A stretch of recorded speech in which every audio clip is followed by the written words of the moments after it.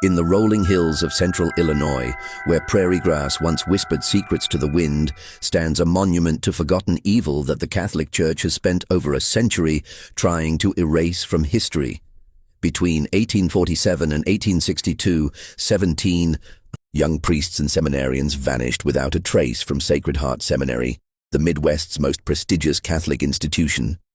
Church records list them as transferred to distant missions or called to extended spiritual retreats.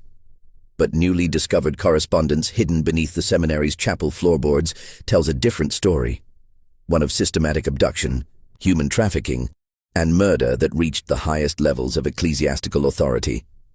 What makes this case particularly chilling is that investigators now believe the three men who ran Sacred Heart Seminary for 15 years weren't priests at all, but Irish criminals who had murdered the original clergy and assumed their identities. The Vatican has sealed these records for 150 years, but tonight, we're going to tell you what really happened in those hallowed halls where young men entered seeking God's calling and instead found themselves sold into slavery, or worse. Before we continue with the story of Sacred Heart Seminary and the men who disappeared within its walls, this channel isn't for everyone, only for those brave enough to uncover the darkest secrets that institutions try to bury. If you're ready to hear truths that will make you question everything you thought you knew about religious authority, hit that subscribe button and ring the notification bell.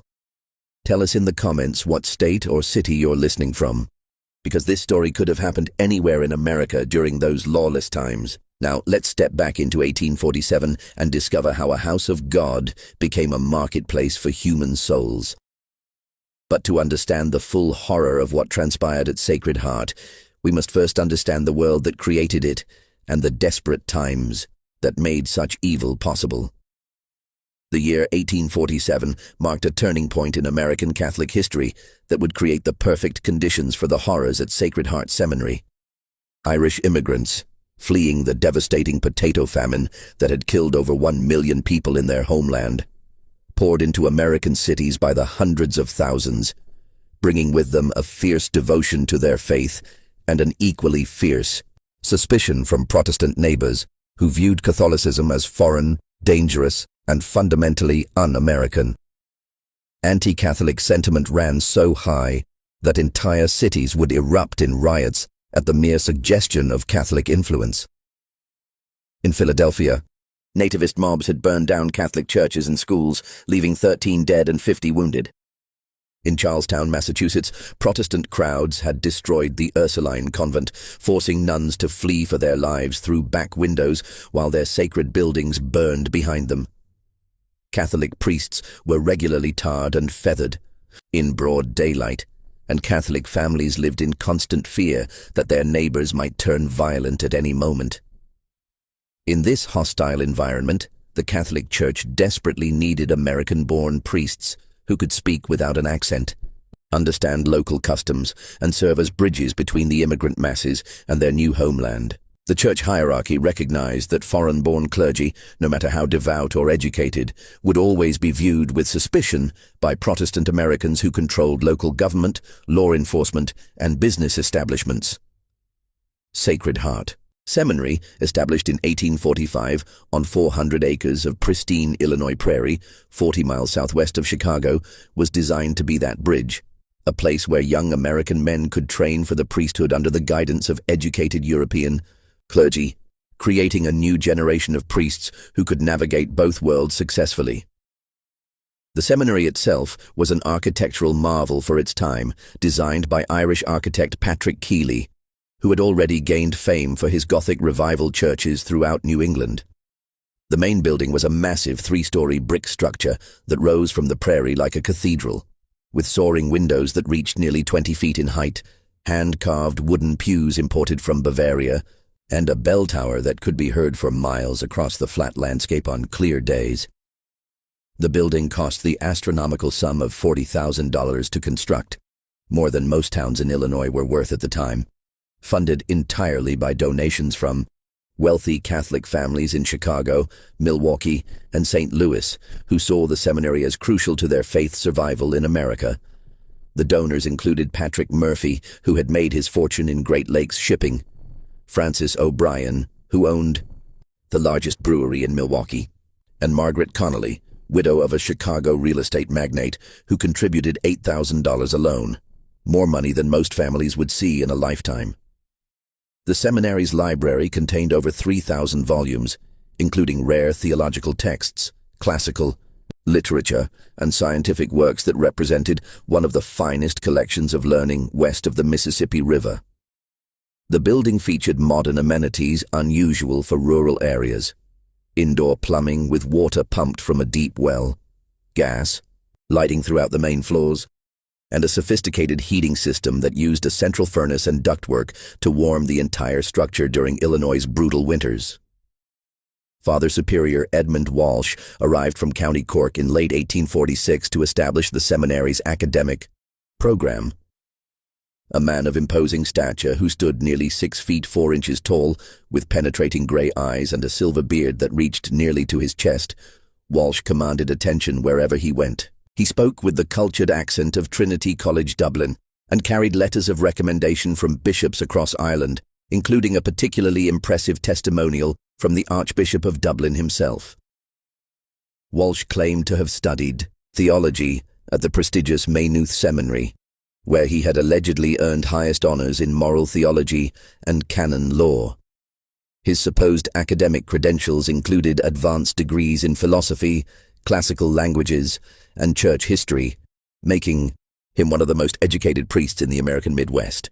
He spoke fluent Latin, Greek, French, and German, could recite lengthy passages from St. Augustine and Thomas Aquinas from memory, and demonstrated an encyclopedic knowledge of church doctrine that impressed even the most learned bishops who interviewed him.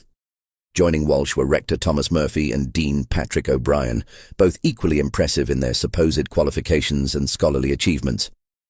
Murphy, a scholarly man in his early 40s with prematurely grey hair and wire-rimmed spectacles, allegedly held advanced degrees in philosophy and canon law from the University of Louvain in Belgium, one of Europe's most prestigious Catholic institutions. He claimed to have served as secretary to the Bishop of Cork, and to have published several theological treatises that had been well received by church scholars throughout Ireland and England. Dean Patrick O'Brien was younger than the others, perhaps 35, but equally compelling, with his supposed background in classical languages and church history from the Royal University of Ireland. O'Brien was particularly skilled in rhetoric and homiletics, delivering sermons that moved listeners to tears and demonstrating an ability to explain complex theological concepts in language that ordinary people could understand. His claim to have served as chaplain to wealthy Irish families gave him knowledge of aristocratic customs and refined manners that impressed American Catholic society. Together, the three men presented an image of intellectual authority, spiritual devotion, and cultural sophistication that impressed even the most skeptical church officials. Bishop William Quarter of Chicago, who had ultimate authority over Sacred Heart Seminary, was so convinced of their qualifications that he granted them unprecedented autonomy in establishing the institution's policies and procedures. The seminary's first class in the fall of 1847 consisted of 12 young men, ages 18 to 25, drawn from Catholic families across the Midwest who had sacrificed significantly to afford the education. They came from diverse backgrounds. Heinrich Müller and Johann Weber, sons of German immigrants in Milwaukee whose families had pooled resources to send them. Patrick Kelly and Sean O'Malley from prosperous Irish families in Chicago who saw the priesthood as a path to social respectability. Antoine Dubois from a French family in Detroit that had grown wealthy in the fur trade. And even Thomas Morrison and David Anderson, converts from Protestant families who had embraced Catholicism despite fierce opposition from their relatives. These young men arrived with hearts full of religious devotion and minds eager to serve God, completely unaware that they were walking into a carefully constructed trap that had been months in the planning. Each student had been carefully selected based on specific criteria that the three false priests had established. Family wealth sufficient to pay the substantial tuition fees, physical strength suitable for heavy labor, educational background that would make them valuable in skilled positions, and social isolation that would make their disappearance easier to explain and harder to investigate. The daily routine at Sacred Heart appeared to follow traditional seminary practices established by centuries of Catholic education. Students rose at 4:30 a.m. for lauds, the first prayer service of the day, attended Mass at 5 a.m. in the seminary's magnificent chapel, and spent their days in a carefully structured routine of prayer, study, and manual labor, maintaining the seminary's extensive grounds. Their academic curriculum was rigorous and comprehensive, including Latin grammar and composition, Greek language and literature, philosophy covering ancient and medieval thought, systematic theology, examining church doctrine, church history from the apostolic age to the present, moral theology addressing ethical questions, canon law governing church administration, homiletics, teaching sermon preparation and delivery, and biblical studies focusing on both Old and New Testaments. The three priests maintained strict discipline and insisted on absolute obedience to authority, a requirement they justified as essential preparation for the hierarchical nature of church leadership. Students were forbidden from leaving the seminary grounds without written permission, from corresponding with family members more than once per month, and from discussing seminary affairs with outsiders during their rare visits to the nearby town of Millfield. This isolation was presented as spiritual necessity, but it served the darker purpose of preventing students from developing outside relationships that might interfere with the trafficking operation. The priests carefully monitored all incoming and outgoing mail, ostensibly to ensure that students maintained proper spiritual focus, but actually to control information flow and prevent any communication that might expose their criminal activities.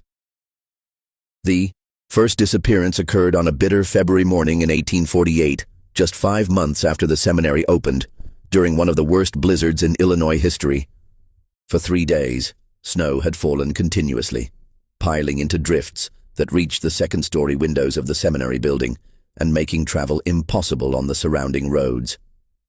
It was precisely the kind of weather that the false priests had been waiting for, conditions that would provide perfect cover for their operation while making immediate investigation impossible.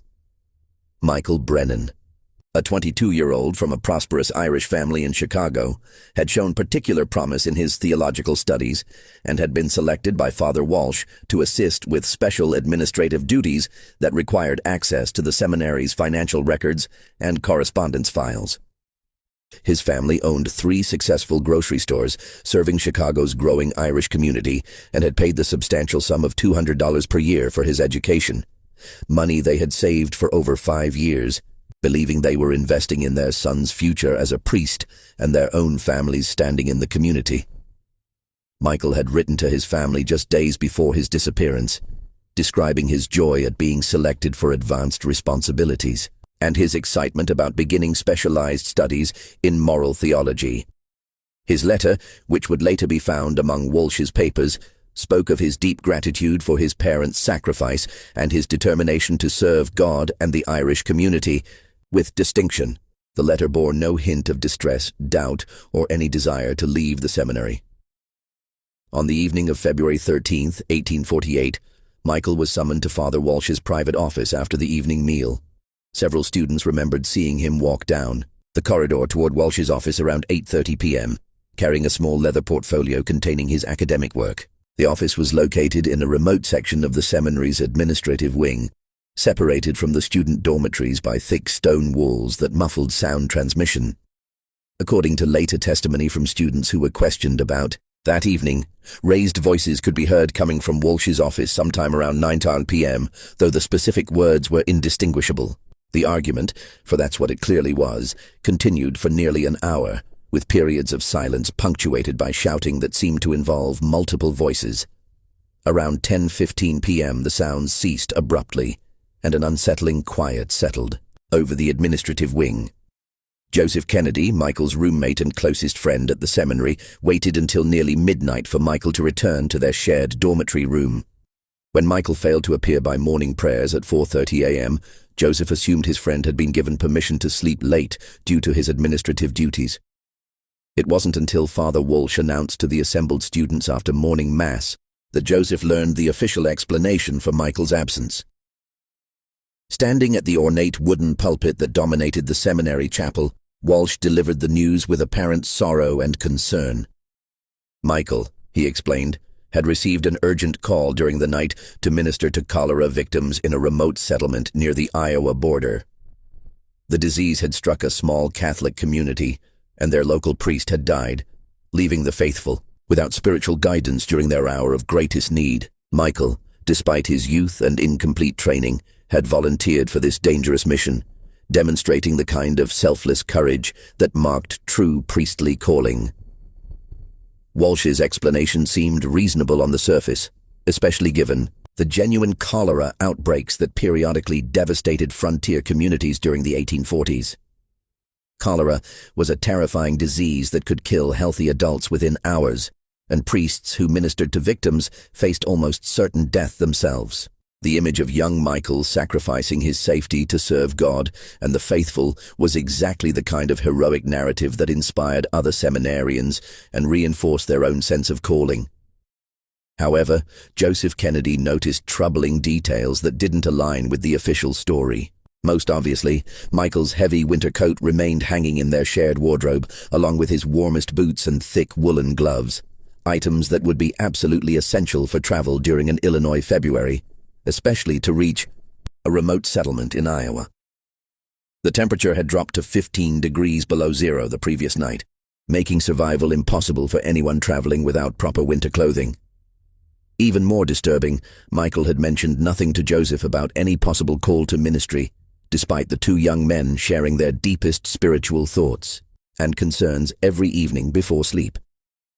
They had discussed their future plans just the night before Michael's disappearance, and Michael had spoken enthusiastically about his administrative work and his hopes of specializing in moral theology. He had shown no signs of restlessness, dissatisfaction, or desire for immediate ministry experience.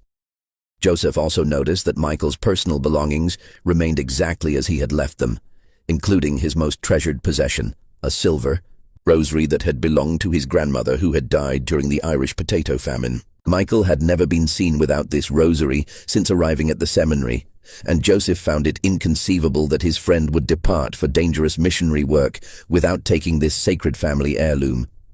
When Joseph privately questioned Father Walsh about these inconsistencies the following day, the priest's reaction was swift, severe, and completely disproportionate to the nature of the inquiry. Walsh accused Joseph of harboring prideful curiosity that was incompatible with proper religious obedience and dangerous skepticism toward legitimate church authority. Such attitudes, Walsh warned, could lead to spiritual corruption and ultimate damnation if not corrected through severe penance and spiritual discipline. As punishment for his presumptuous questioning, Joseph was assigned to spend the next week in solitary prayer and fasting in the seminary's basement chapel, a damp, windowless room beneath the main structure, where students were sent to contemplate their spiritual failings and seek God's forgiveness. The basement chapel was carved directly into the hillside beneath the seminary, accessible only through a narrow stone staircase that descended from the main building's rear entrance. The basement chapel was a deliberately uncomfortable space, designed to encourage genuine repentance through physical hardship. The walls were rough-hewn stone that wept moisture continuously, creating an atmosphere of perpetual dampness that chilled to the bone. The only light came from candles that students were required to maintain themselves, and the only warmth came from a small brazier that provided minimal heat during the worst winter weather. During his week of isolation in this underground chamber, Joseph experienced something that would haunt him for the rest of his life. Late at night, usually around 2 a.m. when the seminary was supposed to be completely silent, he could hear the unmistakable sounds of horses' hooves and wagon wheels on the frozen ground outside the basement chapel. The sounds were clear and distinct despite the thick stone walls, suggesting that the activity was taking place directly above his underground prison. The nocturnal activity followed a consistent pattern that became more disturbing with each occurrence. First came the sound of horses approaching from the direction of the main road, moving slowly and carefully, as if the drivers were familiar with the terrain but wanted to avoid making unnecessary noise. Next came voices speaking in hushed tones. Always the same 3 voices that Joseph recognized as belonging to Walsh, Murphy, and O'Brien, though he could never make out their specific words through the stone ceiling. The conversations typically lasted about 15 minutes, followed by the sounds of heavy objects being moved, dragging noises, grunting sounds suggesting physical exertion, and the creaking of wagon springs adjusting to shifting weight.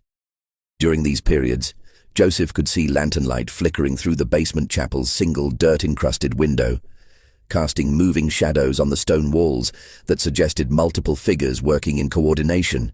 The entire process typically took about an hour, always ending with the sound of wagon wheels departing in the direction opposite from their arrival, toward the road leading to Springfield rather than Chicago. After the wagons departed, complete silence would return to the seminary, and the next morning would proceed exactly as if nothing unusual had occurred. On the third night of his confinement, Joseph positioned himself directly beneath the basement chapel's window and managed to catch a clearer glimpse of the activity above. Through the dirty glass, he could see the silhouettes of 3 men loading what appeared to be a large, heavy bundle into the back of a covered wagon. The bundle was wrapped in dark cloth and required all 3 men to lift, suggesting considerable weight. Most chilling was the care with which they handled their burden. Not the rough treatment appropriate for cargo or supplies, but the cautious movements used when transporting something precious or fragile.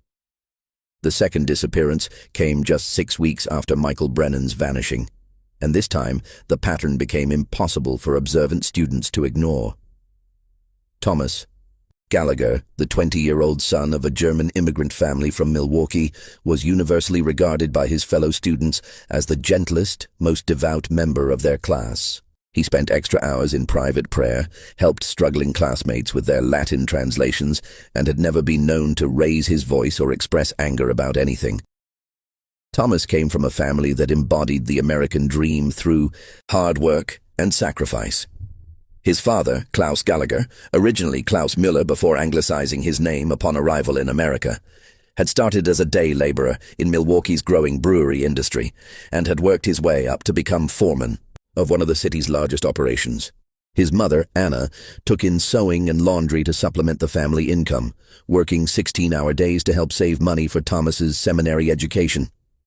The Gallaghers had sacrificed enormously to afford Sacred Heart's tuition, selling their small farm outside Milwaukee and moving into a cramped tenement apartment so they could dedicate every possible dollar to their son's religious calling. Thomas carried the weight of his family's sacrifice heavily, frequently expressing to fellow students his determination to justify their faith in him and to serve God with the dedication their generosity deserved. On the evening of March 30th, 1848, Thomas was summoned to Father Walsh's private office immediately after evening prayers. The summons came through Dean Patrick O'Brien, who approached Thomas in the seminary chapel with an unusually grave expression and whispered instructions that he was needed for urgent consultation regarding his academic progress. Thomas appeared confused by the summons, telling his closest friend, Heinrich Weber, that he was unaware of any problems with his studies and couldn't imagine what urgent matter required immediate attention. Several students positioned in dormitory rooms near the administrative wing reported hearing raised voices coming from Walsh's office beginning around 9 p.m. and continuing intermittently until nearly 11 p.m. The conversation appeared to involve multiple participants, with periods of calm discussion interrupted by what sounded like arguments or heated disagreements. Students later testified that they heard Thomas's voice at several points, sounding distressed and increasingly agitated as the evening progressed. Around 10:30 p.m., long after the seminary's mandatory evening silence was supposed to begin, Heinrich, Weber and 2 other students reported hearing what sounded like furniture being moved or overturned in Walsh's office, followed by a period of complete silence that lasted nearly 30 minutes. Then, around 11 p.m., they heard the familiar sound of a horse-drawn wagon departing from behind the seminary building, traveling slowly with muffled wheels as if the drivers were attempting to minimize noise. The next morning, Father Walsh announced during Mass that Thomas had experienced what he termed a profound spiritual crisis during their evening consultation. Thomas had confessed to struggling with impure thoughts incompatible with priestly vocation, and had reached the painful conclusion that he was not suited for religious life. Rather than face the shame of public failure, Thomas had voluntarily left the seminary before dawn to join a contemplative monastery in the Wisconsin wilderness. where years of silence and isolation would help him overcome his spiritual struggles and perhaps eventually qualify him for a different form of religious service. Walsh's explanation was crafted with psychological sophistication, playing upon common fears and anxieties that many seminary students experienced. Sexual temptation was a genuine struggle for young men committed to celibacy, and the shame associated with such feelings often led to extreme measures of self-punishment and isolation.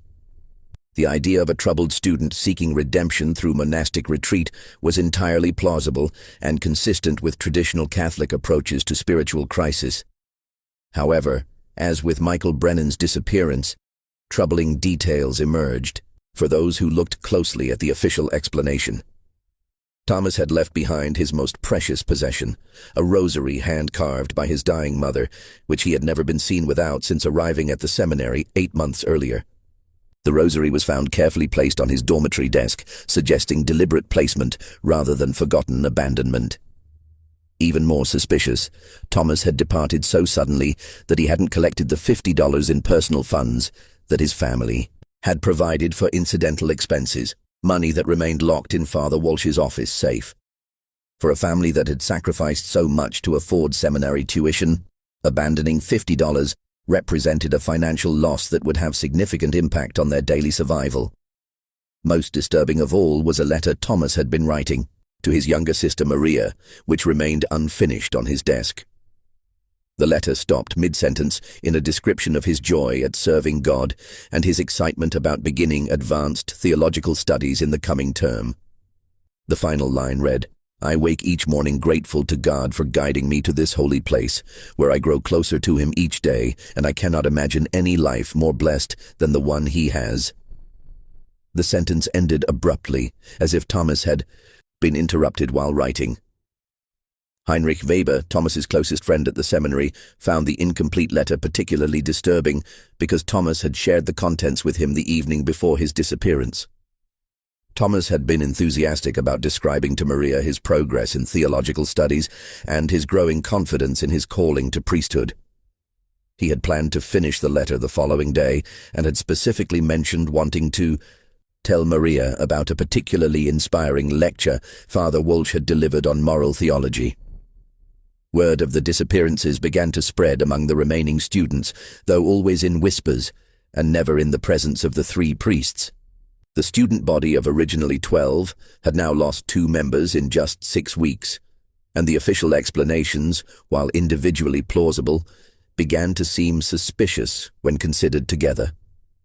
Some students defended the priests' accounts, arguing that God's call could come suddenly, and that true devotion sometimes required abandoning worldly attachments, including family relationships and material possessions. Others, however, began to notice patterns that filled them with growing unease. Both Michael and Thomas had been among the most financially well-off students. Both had demonstrated exceptional academic promise that made them valuable additions to any religious community, and both had been called to private meetings with Father Walsh shortly before their departures. Additionally, both had left behind personal possessions that seemed inconsistent with voluntary departure, and both had shown no previous signs of doubt, distress, or desire to leave the seminary. The atmosphere at Sacred Heart began to change, in subtle but unmistakable ways. Students became more guarded in their conversations, more careful about expressing opinions or asking questions that might be interpreted as challenging authority. The easy camaraderie that had characterized the seminary's early months gave way to an undercurrent of anxiety and suspicion that affected every aspect of daily life. As the harsh Illinois winter gradually gave way to spring, the disappearances at Sacred Heart Seminary continued with terrifying regularity that revealed the systematic nature of the operation. By Christmas of 1848, 5 more young men had vanished from the institution, each departure accompanied by increasingly elaborate explanations from the 3 false priests that demonstrated their growing confidence in their ability to manipulate both students and outside authorities. The 3rd disappearance involved Antoine Dubois, the French seminarian from Detroit, whose family had made their fortune in the fur trade. Antoine possessed valuable skills in wilderness survival, animal tracking, and Native American languages that made him particularly attractive to buyers seeking workers for frontier operations. He vanished during a supposed emergency call to minister to a remote French settlement that was allegedly under threat from hostile Native American tribes. The fourth was Heinrich Weber, Thomas Gallagher's closest friend, who had begun asking too many questions about his roommate's sudden departure. Heinrich was reportedly transferred to a specialized seminary in Baltimore that focused on preparing priests for German immigrant communities. A transfer that required such secrecy that he was forbidden from saying goodbye to his fellow students or writing to inform his family until he was safely established in his new location. By the end of 1848, the student body had shrunk from 12 to 7, and those who remained lived in a state of constant anxiety, never knowing who might be next to receive that dreaded summons to Father Walsh's office. The survivors developed an unspoken system of mutual protection, noting who was called away for private meetings and making mental inventories of their fellow students' most valued possessions as a way of monitoring whose departure might be imminent. Joseph Kennedy, who had witnessed the first disappearance of his roommate Michael and had endured a week of solitary confinement for questioning the official explanation, found himself unable to concentrate on his theological studies. The memory of those late-night sounds from the basement chapel haunted him, and he began paying careful attention to patterns and details that he had previously dismissed as unimportant. Joseph noticed that disappearances always occurred during specific weather conditions. Cold, overcast nights when travel would be difficult, but concealment would be easier. They typically happened during the week rather than on weekends, when visiting family members or church officials might be present on the seminary grounds. Most significantly, they always followed private meetings with Father Walsh that lasted significantly longer than normal academic consultations. The surviving students also began to observe changes in the three priests that seemed inconsistent with their claimed backgrounds and spiritual calling. Father Walsh, who had arrived at Sacred Heart with modest belongings and simple clerical garments, now wore silk vestments during Mass that had obviously cost more than most priests earned in a year. He had acquired an expensive gold pocket watch manufactured in Switzerland, which he consulted frequently during his lectures, and had purchased new furniture for his private office that included a mahogany desk imported from Ireland. Rector Murphy had somehow obtained funds to purchase new leather-bound books for the seminary library, volumes that cost more than most families earned in a month, and included rare theological works that would normally be found only in major European universities. He had also begun wearing spectacles with gold frames and had acquired a seal ring that he claimed bore his family coat of arms, though none of the Irish students recognized the symbols as belonging to any legitimate Irish family. Dean O'Brien had perhaps shown the most dramatic change in circumstances, acquiring a magnificent black stallion that he claimed was a gift from grateful parishioners in his former parish in Ireland. The horse was clearly a thoroughbred worth several $100s, and O'Brien demonstrated riding skills that seemed more appropriate to a wealthy landowner than a humble parish priest. He had also begun taking regular trips to Chicago, ostensibly for church business, but always returning with new possessions and an air of satisfaction that suggested successful commercial transactions rather than spiritual consultations. The three men also began taking frequent trips away from the seminary, sometimes for several days at a time, claiming to visit church officials in Chicago, Milwaukee, or St. Louis. During these absences, the remaining students were supervised by Francis McManus, the elderly lay brother who had arrived at Sacred Heart at the same time as the three priests and seemed to serve as their assistant and confidant. McManus was a peculiar figure who generated considerable unease among the students. He spoke very little, moved with a furtive, nervous manner, and seemed perpetually frightened of something he never identified. When students attempted to engage him in conversation about his background or his work at the seminary, he would become visibly agitated and refuse to answer direct questions. Most disturbing was his reaction whenever anyone mentioned the missing students. He would immediately change the subject or find urgent work that required him to leave the area. Several students noticed that McManus possessed detailed knowledge of the seminary's grounds that suggested extensive familiarity with areas that were supposedly off-limits to everyone except the priests. He knew the locations of storage areas, root cellars, and outbuildings that were never mentioned in official tours of the facility. He also demonstrated knowledge of the surrounding countryside that seemed inconsistent with his claimed role as a religious assistant who rarely left the seminary grounds. Perhaps most disturbing was the seminary's correspondence with the outside world, which revealed a level of control and deception that suggested careful planning and systematic implementation.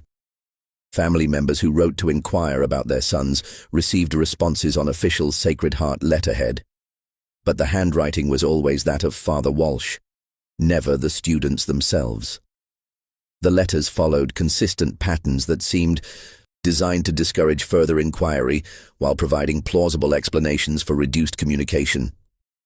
When parents requested specific information about their son's well-being, academic progress, or daily activities, they were told that advanced theological studies required periods of spiritual silence, during which students were forbidden from worldly communication that might distract from their religious development. Families who asked for direct letters from their sons were informed that such correspondence would be permitted only after successful completion of specific spiritual milestones that might take months or years to achieve.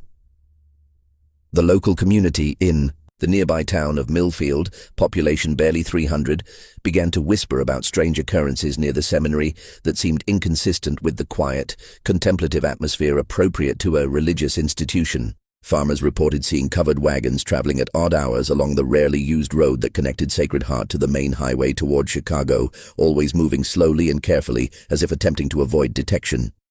Samuel Morrison, who owned the farm adjacent to the seminary property, claimed to have found personal items scattered along the fence line that separated his land from the seminary grounds. The items included a prayer book with Michael Brennan written inside the front cover, a pair of wire-rimmed spectacles that had belonged to Heinrich Weber, and a silver crucifix that several people recognized as having been worn by Thomas Gallagher.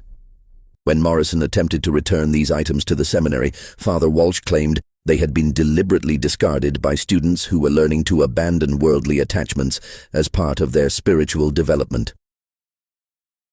The winter of 1849-1850 brought a series of events that would fundamentally transform the nature of the mystery surrounding Sacred Heart Seminary and reveal the true scope of the horror that had been unfolding behind the facade of religious education.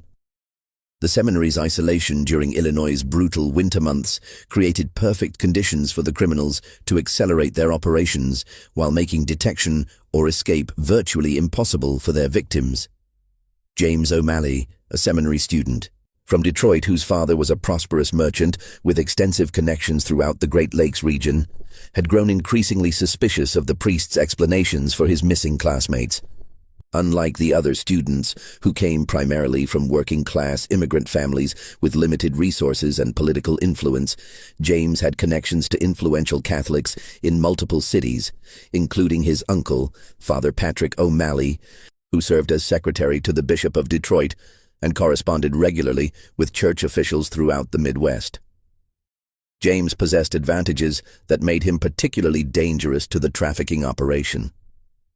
His family's wealth meant that his disappearance would be noticed and investigated by people with the resources to pursue inquiries across state lines. His uncle's position in the church hierarchy provided access to communication networks that could bypass local control and reach authorities in Rome if necessary. Most importantly, James had received a classical education that included training in logic, rhetoric, and investigation techniques that made him capable of systematic analysis and evidence gathering. Beginning in the fall of 1849, James started conducting his own investigation into the disappearances, carefully documenting discrepancies in the priest's stories and maintaining detailed records of which students had disappeared and under what circumstances. He created a detailed timeline that revealed patterns invisible to casual observation, including the fact that all disappearances had occurred during specific weather conditions and that the official explanations contained internal contradictions. That became obvious when examined systematically. James noticed that the three priests seemed to possess detailed knowledge of each student's family financial situation, information that would normally be kept confidential in church records and would only be available to someone who had conducted thorough investigations into each family's background. The priests knew which students came from wealthy families, which had agricultural land that could be used as collateral, and which had relatives in other cities who might provide assistance in times of crisis. Most significantly, James discovered that the seminary's financial records contained discrepancies that suggested income far exceeding what would be expected from tuition payments alone. By carefully observing the priest's spending patterns and comparing them to the seminary's official budget, James calculated that Sacred Heart was generating several $1,000s in unexplained revenue each year, money that had to be coming from sources other than student fees or church donations.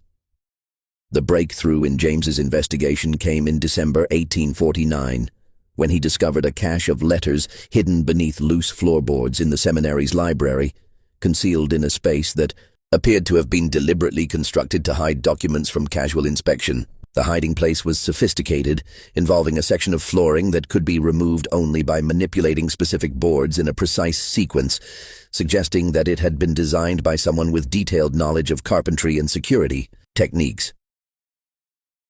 The letters, written in various hands and bearing postmarks from cities across the Midwest, appeared to be communications between Father Walsh and unknown correspondents who were clearly involved in commercial transactions of some kind. The correspondence was written in a peculiar code that mixed legitimate business terminology with religious language in ways that seemed designed to disguise the true nature of the discussions. James spent weeks analyzing the coded language, using his classical education and knowledge of multiple languages to decipher meanings that became increasingly horrifying as he understood more of the system. The letters discussed merchandise of varying quality and negotiated delivery schedules to locations in Indiana, Wisconsin, Iowa, and Illinois. References to prime specimens, educational background, and physical condition made it clear that the merchandise was human beings who were being evaluated and sold based on their characteristics and capabilities. One letter, dated November 15, 1849, contained references that made James's blood run cold and confirmed his worst suspicions about what had happened to his missing classmates. The letter read, in part, "The latest shipment included 2 prime specimens, both young and strong, suitable for heavy labor. The German boy brought premium price due to his education and physical condition. Buyers in the coal regions are particularly interested in educated workers who can serve as overseers for immigrant crews. The Irish lad was sold separately to lumber interests in Wisconsin, where his literacy skills make him valuable for record keeping. Both transactions completed without complications." James realized he was looking at evidence of human trafficking on a massive scale, with his missing classmates being systematically sold as slaves to mining operations, lumber companies, and industrial concerns across the Midwest. The letters indicated that educated young men, particularly those from Catholic families, commanded high prices because their religious training made them trustworthy overseers, while their social isolation made their disappearances easier to explain and harder to investigate. The correspondence revealed that the operation was far more sophisticated than a simple kidnapping scheme. The criminals had established networks of buyers throughout multiple states, had developed systems for transporting victims without detection, and had created elaborate cover stories that could withstand casual investigation by family members or church officials. Further analysis of the letters revealed pricing structures that treated human beings as commodities to be evaluated and sold based on market demand. Young men with theological education commanded prices between $300 and $500, depending on their physical condition, language skills, and family background. Those with specialized knowledge, carpentry, bookkeeping, or foreign languages brought premium prices of up to $800. Most chilling was a reference to damaged goods that had to be permanently disposed of when they proved unsuitable for resale. Armed with this evidence, James attempted to contact church authorities outside Sacred Heart to report his discoveries. However, he quickly discovered that his correspondence was being intercepted and read before being sent. When he tried to send a coded message to his uncle in Detroit, using Latin phrases that would be meaningless to casual readers but would alert Father Patrick to serious problems, the letter was returned to him with a note from Father Walsh claiming that ecclesiastical correspondence required official review to ensure proper theological content. James realized that he was trapped in an increasingly dangerous situation. The 3 criminals now knew that he suspected something, and they had demonstrated their willingness to murder anyone who threatened their operation. His only hope lay in gathering enough evidence to expose the entire network before they decided to eliminate him, as they had eliminated others who had grown too suspicious. The confrontation that James had been dreading came on a frigid January evening in 1850, when Father Walsh summoned him to his private office after evening prayers. James entered the meeting knowing that his life was in immediate danger, but hoping that his family connections and social position might provide some protection against the immediate violence that had claimed his classmates. The office had been transformed since James's last visit several months earlier. Expensive carpets covered the stone floor, oil paintings in elaborate gold frames decorated the walls, and the massive mahogany desk was covered with papers and ledgers that suggested extensive business activities. Most ominous was the presence of Dean O'Brien and Rector Murphy, who stood flanking Walsh's desk like bodyguards rather than fellow priests. Walsh's demeanor during the confrontation was completely different from the pastoral, scholarly persona he maintained in public. Speaking in the harsh accent of Dublin's criminal districts, he dropped all pretense of religious authority and addressed James with the calculating coldness of a businessman protecting a profitable enterprise. "You've been asking questions that could be dangerous for your health," Walsh said, leaning back in his expensive leather chair. "Young men who don't understand their place have been known to suffer unfortunate accidents in these isolated areas." The threat was explicit and unambiguous, but James detected something in Walsh's manner that suggested the criminals were not entirely confident in their ability to eliminate him without consequences. His family's wealth and connections meant that his disappearance would trigger investigations that might prove difficult to deflect with the same techniques that had worked with previous victims. Walsh offered James a choice that revealed both the scope of the operation and the desperation of the criminals to maintain their cover. James could join the trafficking network as a willing participant, using his family connections to identify wealthy Catholic families whose sons might be suitable targets. In exchange, he would receive a share of the profits and would be protected from the fate that had befallen his classmates. Alternatively, he could maintain silence about what he had discovered and would be allowed to complete his seminary education, though he would be closely monitored to ensure his continued cooperation. The offer revealed that the criminals understood they had created a situation that was becoming increasingly difficult to maintain. The accumulation of disappearances was generating attention from families and church officials that required more sophisticated management than simple elimination of witnesses. They needed allies within the Catholic community who could help deflect suspicion and provide early warning of official investigations. James realized that accepting either option would make him complicit in the continued victimization of innocent young men. More importantly, he understood that agreeing to cooperation would not guarantee his safety. The criminals would eliminate him as soon as he was no longer useful, or if he showed any signs of betraying their confidence. The weeks following James O'Malley's confrontation with the 3 false priests marked the most dangerous period in Sacred Heart Seminary's dark history. James had refused both options offered by Walsh, claiming that he needed time to consider such a momentous decision, but both sides understood that the situation could not remain unresolved indefinitely. The criminals were growing increasingly nervous about the attention their operation was attracting, while James was desperately searching for a way to expose the truth without becoming their next victim. During this tense period, James discovered that he was under constant surveillance by Francis McManus, the nervous lay brother, who seemed to appear wherever James went throughout the seminary grounds. McManus would position himself where he could observe James's activities while pretending to perform maintenance tasks. And James noticed that the man was taking notes in a small leather journal that he kept hidden in his robes. The surveillance extended beyond simple observation. James found that his personal belongings were being searched regularly, books moved from their usual positions, papers disturbed in his desk drawer, and clothing rearranged in ways that suggested systematic examination.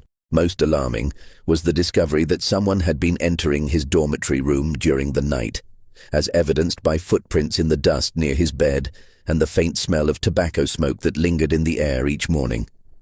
Just when it seemed the tension at Sacred Heart Seminary could grow no darker, James made a discovery that would reveal the true scope of the horror that had been unfolding for years.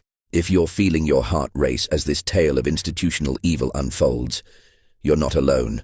Thousands of brave souls in our community have experienced these same chills while learning truths that others are too frightened to reveal.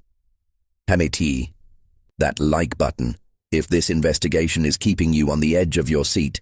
And don't forget to subscribe, because this channel is only for those who dare to uncover the darkest secrets in American history. Now let's discover what James found that would change everything. The breakthrough came when James observed a pattern in the seminary's routine that he had previously overlooked. Every 2 weeks, usually on Saturday nights, the 3 priests would announce that they needed to conduct private devotions that required absolute silence throughout the seminary. Students were confined to their dormitory rooms from sunset until sunrise, forbidden from leaving for any reason, and warned that anyone caught violating the restriction would face severe disciplinary action. James had initially assumed these restrictions were related to legitimate religious observances, but careful observation revealed that they coincided with increased activity around the seminary's outbuildings and storage areas. During one of these devotional periods, James positioned himself at his dormitory window and observed lantern lights moving between various buildings on the seminary grounds, accompanied by the sounds of wagons arriving and departing throughout the night. On the night of February 15, 1850, James made a decision that would either expose the full truth about Sacred Heart Seminary or cost him his life. During one of the mandatory confinement periods, he slipped out of his dormitory room and made his way to the seminary's basement, where he had noticed unusual activity during previous observations. The basement levels of Sacred Heart Seminary were far more extensive than James had realized, including areas that seemed to serve no legitimate educational or religious purpose. Beyond the basement chapel where Joseph Kennedy had been confined, James discovered a series of storage rooms, workshops, and chambers that had been excavated from the hillside beneath the main building. The construction was sophisticated and recent, suggesting that significant work had been done to expand the underground areas after the seminary's official completion.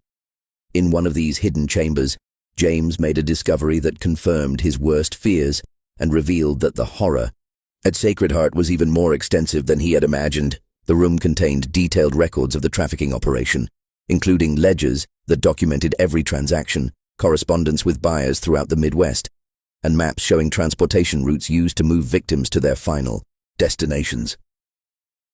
The records revealed that Sacred Heart Seminary was just one component of a vast criminal network that operated across multiple states and involved dozens of accomplices in various cities. The operation had been active for over a decade, with Sacred Heart serving as a collection point where young men could be systematically isolated, evaluated, and prepared for sale to buyers who had specific requirements for workers in mining, lumber, agriculture, and industrial operations. The ledgers contained detailed descriptions of each victim, including physical characteristics, educational background, family wealth, and estimated sale price. James found entries for all of his missing classmates, along with dozens of other young men who had disappeared from various Catholic institutions throughout the Midwest. The scope of the operation was staggering: over 200 victims in 10 years, generating profits that exceeded $100,000 and involved buyers in Illinois, Wisconsin, Iowa, Indiana, and Minnesota. Most horrifying was a section of the records titled Permanent Disposal, which contained the names and details of victims who had been murdered rather than sold. These were young men who had become suspicious, attempted to escape, or possessed information that made them too dangerous to release. The records indicated that 17 such victims had been killed at Sacred Heart Seminary alone, their bodies buried in carefully concealed graves scattered across the seminary's 400 acres.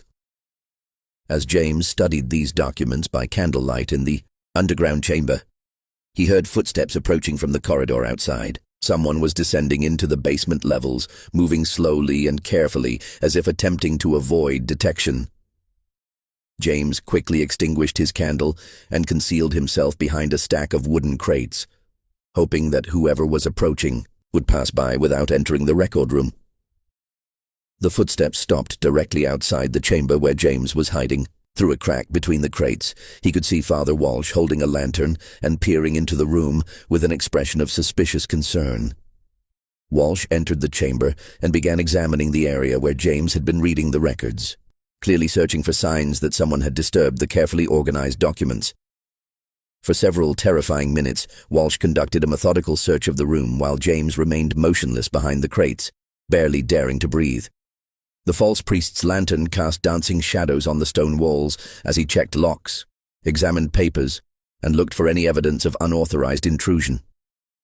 At one point, Walsh passed within 3 feet of James's hiding place, close enough that James could smell the tobacco on his clothing and hear his muttered curses as he searched for signs of discovery. Finally, apparently satisfied that the records remained undisturbed, Walsh departed from the chamber and continued his patrol of the basement levels. James waited nearly an hour before emerging from his hiding place, using the time to memorize as much information as possible from the trafficking records. He understood that this might be his only opportunity to gather evidence, and he needed to obtain enough specific details to convince authorities of the operation's scope and legitimacy. The opportunity James O'Malley desperately needed came from an unexpected source that would prove to be the salvation not only for him, but for the entire investigation into Sacred Heart Seminary's dark secrets.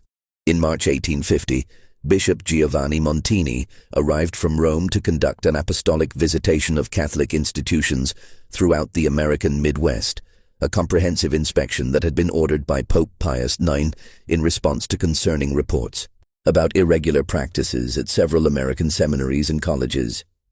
Bishop Montini was not a typical church bureaucrat, content with superficial inspections and ceremonial visits. A former professor of canon law at the Gregorian University in Rome, he had developed a reputation throughout Europe for uncovering corruption and misconduct within church institutions. His investigations had exposed financial fraud in French monasteries, sexual misconduct in German seminaries, and political corruption involving Italian bishops. The Vatican had sent him to America specifically because they needed someone with the experience and authority to conduct truly thorough investigations without being influenced by local political considerations or personal relationships. Montini's arrival in the Midwest had been announced only to the highest levels of church hierarchy, and even they had received only general information about his mission. This secrecy was deliberate, designed to prevent institutions from preparing elaborate deceptions or concealing evidence before his arrival. The bishop's methodology involved appearing without warning, conducting extensive interviews with students and faculty, examining financial records in detail, and following up on any irregularities he discovered. James learned of Bishop Montini's presence in the region through a conversation overheard between Father Walsh and Rector Murphy, who were clearly agitated about the possibility of an unexpected inspection. Their discussion revealed that they had received unofficial warnings from contacts in Chicago that a high-ranking Vatican official was conducting investigations throughout the Midwest, and that several institutions had already been subjected to intensive scrutiny. Understanding that this represented his only chance to expose the truth about Sacred Heart Seminary, James began planning how to contact Bishop Montini without alerting the 3 criminals to his intentions. The challenge was significant, since all of his correspondence was monitored and his movements were under constant surveillance by Francis McManus and the false priests themselves. James's solution demonstrated both courage and cleverness that would save not only his own life, but potentially dozens of future victims.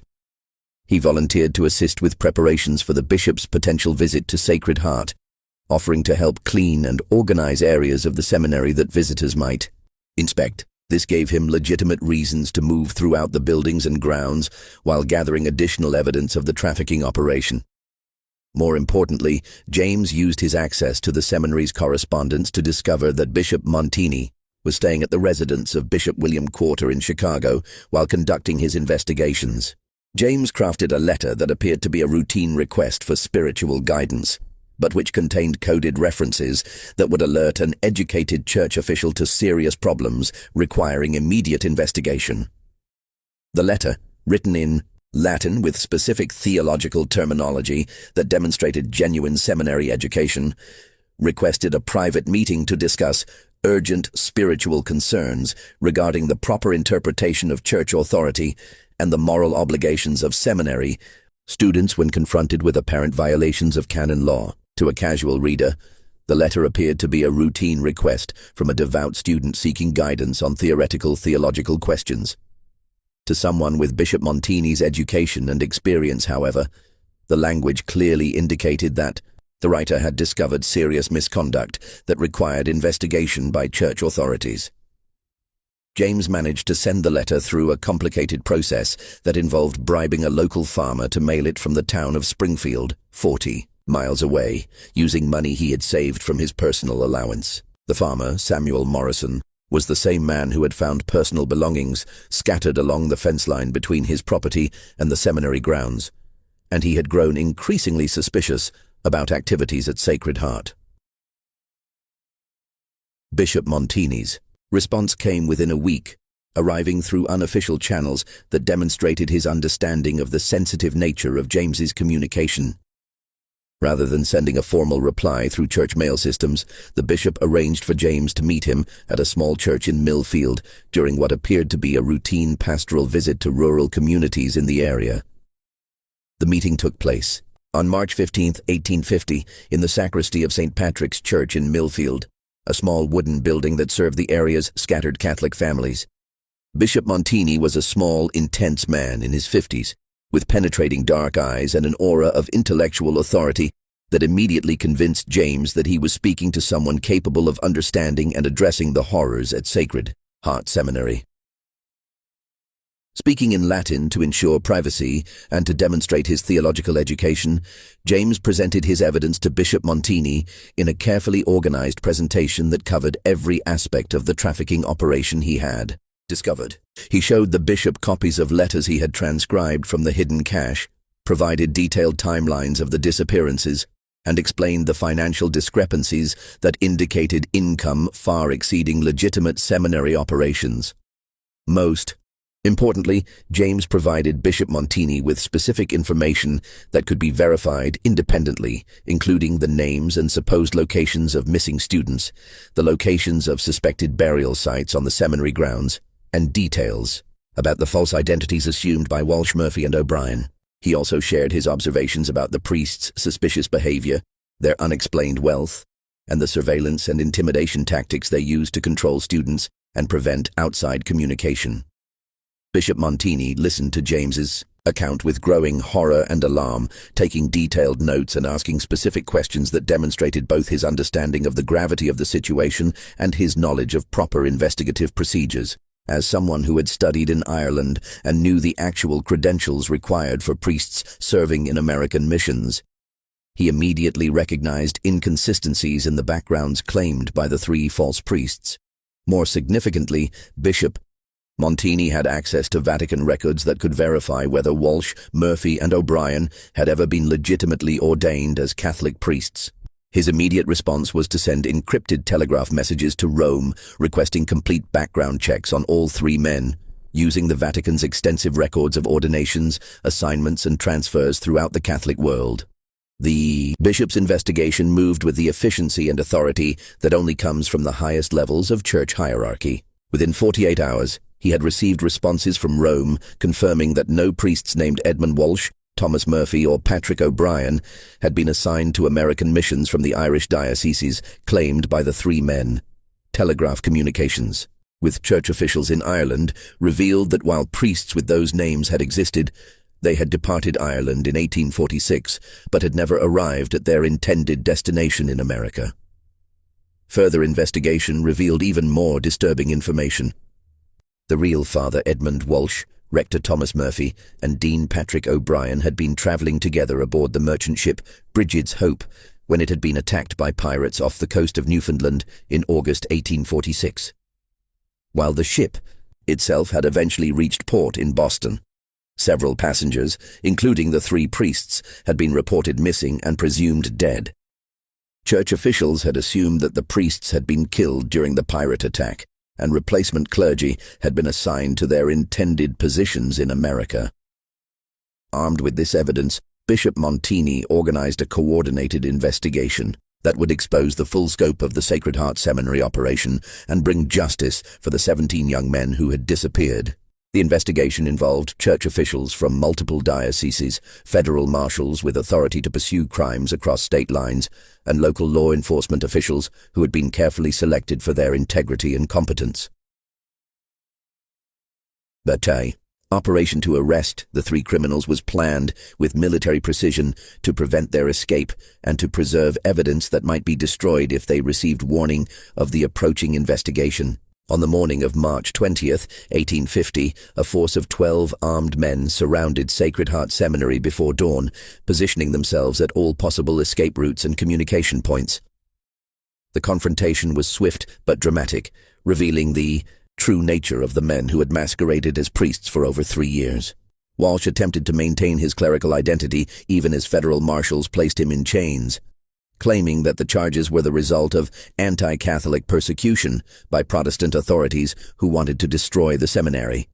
He demanded to speak with church officials and insisted that any investigation be conducted through proper ecclesiastical channels rather than civil law enforcement. However, when Bishop Montini confronted Walsh with documented proof of his true identity and criminal background, the facade that had been maintained for years finally crumbled completely. The man who had commanded respect and obedience as Father Superior Edmund Walsh was revealed to be Seamus McKenna, a Dublin criminal with a history of violence, theft, and human trafficking stretching back over 15 years. McKenna's true background was even more horrifying than investigators had suspected. Born in the slums of Dublin, he had begun his criminal career as a member of violent gangs that preyed upon immigrants attempting to flee Ireland during the potato famine. His organization had developed sophisticated techniques for identifying vulnerable families, gaining their trust through religious connections, and then robbing, kidnapping, or murdering them for profit. The attack on the merchant ship Brigid's Hope had been planned specifically to obtain the credentials and identities of the 3 legitimate priests. McKenna's gang had learned of the priests' travel plans through contacts in Dublin's Catholic community, had intercepted their ship using a vessel disguised as a merchant trader, and had murdered the clergy after torturing them for information about their backgrounds and intended assignments in America. Thomas Murphy was revealed to be Liam Doherty, McKenna's lieutenant and the organization's specialist in financial fraud and document forgery. Doherty had spent months studying Catholic theology and church practices, memorizing enough information to maintain the pretense of being an educated priest while developing the financial systems needed to launder money from the trafficking operation. Patrick O'Brien was actually Fergus Lynch, the most violent member of the organization and the person responsible for the actual kidnapping and transportation of victims. Lynch had killed at least 12 people during his criminal career, including several of the Sacred Heart Seminary students who had become too suspicious or had attempted to escape. The complete investigation of Sacred Heart Seminary revealed the full scope of the horror that had been perpetrated under the guise of religious education, exposing a criminal network that exceeded even the worst fears of church officials and law enforcement authorities. The search teams that systematically examined the seminary's 400 acres located the remains of 7 murdered students buried in carefully concealed graves throughout the property, each burial site selected and prepared with meticulous attention to concealment and preservation. The bodies were found in various states of preservation, some having been buried for over 2 years, while others were more recent victims of the trafficking operation.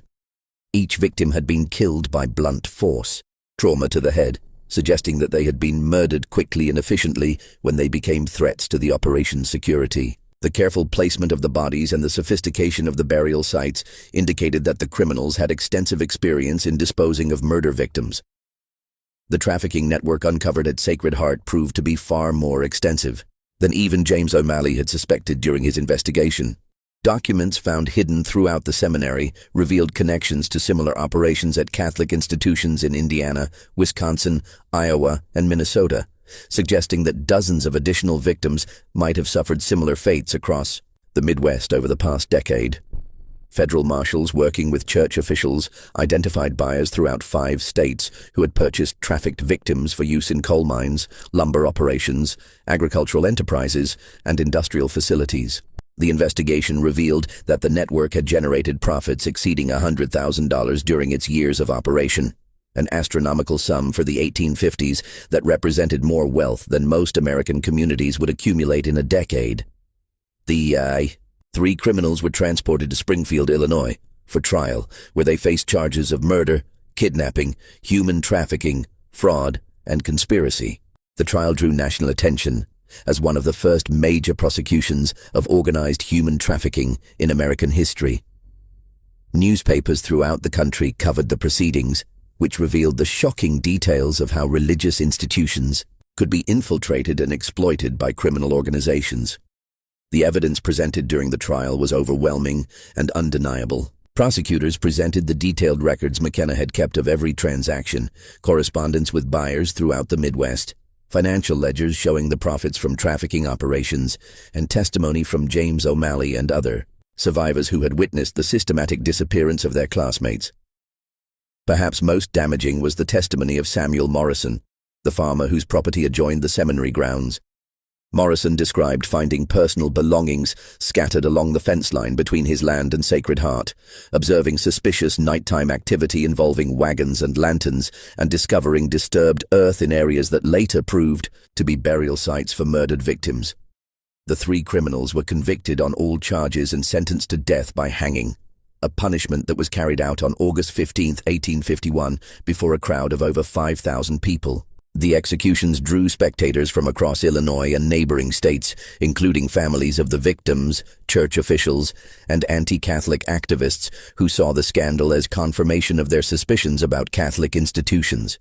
The hanging of Seamus McKenna, Liam Doherty, and Fergus Lynch marked the end of one of the most extensive criminal conspiracies in American history, but the consequences of their actions continued to reverberate throughout Catholic communities for decades afterward. The scandal severely damaged Catholic credibility throughout the Midwest and provided ammunition for anti-Catholic movements that used the Sacred Heart case to argue that Catholic institutions posed inherent dangers to American society.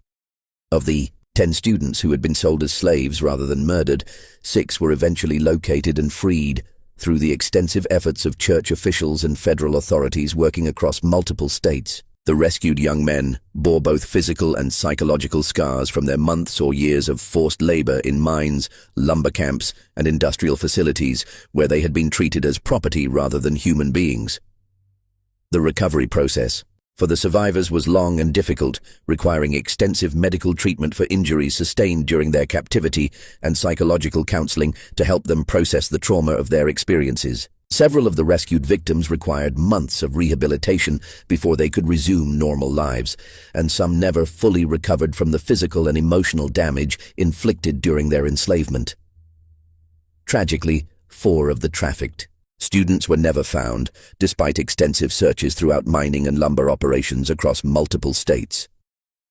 These young men, Heinrich Weber from Milwaukee, Antoine Dubois from Detroit, Patrick Kelly from Chicago, and Sean O'Malley from Boston, vanished completely into the vast network of industrial operations that characterized America's westward expansion. Their families never learned their ultimate fate, carrying the burden of uncertainty and grief for the remainder of their lives. James O'Malley, whose courage and persistence had exposed the truth about Sacred Heart Seminary and saved the lives of future victims, was offered the opportunity to complete his priestly training at prestigious institutions throughout America and Europe. Church officials, grateful for his role in exposing the scandal, promised to support his education at any seminary he chose and to provide him with rapid advancement within the church hierarchy. However, James declined these offers and instead pursued a career in law enforcement, believing that his experience at Sacred Heart had revealed the need for better protection of vulnerable populations throughout American society. He became a federal marshal specializing in investigating human trafficking operations, using his knowledge of criminal techniques and his understanding of institutional vulnerabilities to prevent similar tragedies from occurring elsewhere. James's work as a federal marshal proved remarkably successful, leading to the identification and prosecution of dozens of trafficking operations throughout the Midwest and establishing investigative techniques that became standard practices for law enforcement agencies dealing with organized crime. His efforts resulted in the rescue of over 300 trafficking victims during his 30-year career and the conviction of more than 200 criminals involved in various forms of human exploitation. The Catholic Church faced the enormous challenge of rebuilding trust and credibility in the aftermath of the Sacred Heart scandal. A process that required fundamental changes in how religious institutions were managed and monitored. Church officials implemented comprehensive verification procedures for priests assigned to American missions, requiring multiple forms of documentation and confirmation from Vatican authorities before any clergy could assume positions of authority. New communication systems were established between American and European church authorities, using telegraph networks and encrypted correspondence to ensure that the backgrounds and credentials of religious personnel could be verified quickly and accurately. Oversight mechanisms were created to monitor the activities of isolated institutions like seminaries and convents, requiring regular reports to diocesan authorities and unannounced inspections by independent church officials.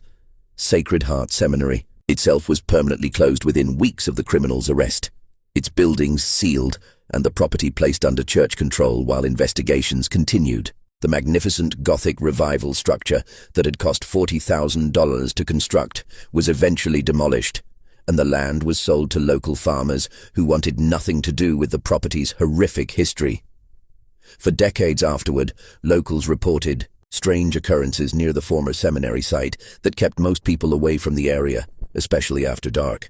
Farmers working nearby fields claimed to hear unexplained sounds during the night, voices calling out in distress, the sound of wagon wheels on roads that no longer existed, and church bells ringing from a tower that had been torn down years earlier. Whether these reports reflected genuine supernatural phenomena or simply the psychological impact of knowing about the horrors that had occurred on the site, they contributed to a persistent atmosphere of unease that affected the entire region. The former seminary grounds became known locally as cursed land that brought misfortune to anyone who attempted to work or live there. This horrifying chapter in American religious history reveals the dangerous vulnerability of immigrant communities and religious institutions during the chaotic period of westward expansion.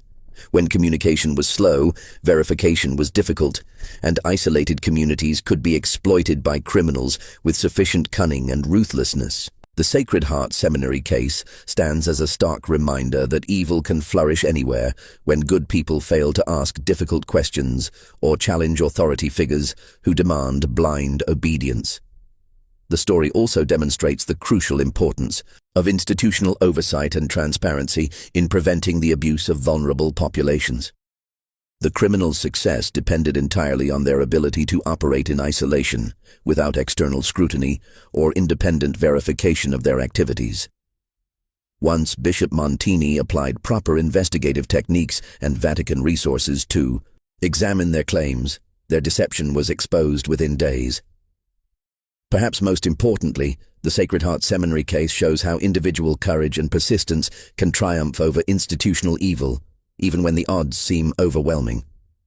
James O'Malley's decision to investigate suspicious circumstances and his determination to expose the truth despite personal danger saved the lives of future victims and brought justice for those who had already suffered. The techniques used by the criminals, exploiting religious authority, isolating victims from outside contact, creating plausible explanations for disappearances, and using financial incentives to maintain complicity, remain relevant today as warning signs of potential trafficking operations. The case provides a historical precedent for understanding how organized criminals can infiltrate and exploit trusted institutions for profit. What makes this story particularly chilling is its complete basis in historically plausible events and human psychology. Every aspect of the Sacred Heart Seminary operation, from the anti-Catholic sentiment that made oversight difficult to the economic incentives that made trafficking profitable, reflects genuine conditions in 1840s America. The criminals' techniques were sophisticated but entirely realistic, using methods that could be replicated by modern traffickers with access to similar opportunities and resources. This mystery shows us that sometimes the most terrifying monsters are not supernatural beings, but ordinary people who choose to commit extraordinary evil for profit and power. The horror at Sacred Heart Seminary emerged not from ghostly apparitions or demonic possession, but from human greed, violence, and the willingness to treat other people as commodities to be bought and sold. What do you think about this chilling tale of deception, trafficking, and murder hidden within a place meant to serve God? Does it make you wonder what other dark secrets might be buried beneath the official histories of religious institutions throughout America? Do you believe that proper oversight and investigation can prevent such horrors from happening again? Or are there aspects of human nature that make such evil inevitable when opportunity presents itself? Leave your thoughts in the comments below, and if you found this story as haunting and disturbing as we did, make sure to subscribe and hit the notification bell so you never miss our investigations into the darkest corners of American history. Share this video with anyone who appreciates true crime stories that reveal the complex realities behind simple explanations and the courage required to expose institutional evil. Until next time, remember that vigilance and the willingness to ask difficult questions remain our best defenses against those who would exploit trust and authority for their own dark purposes.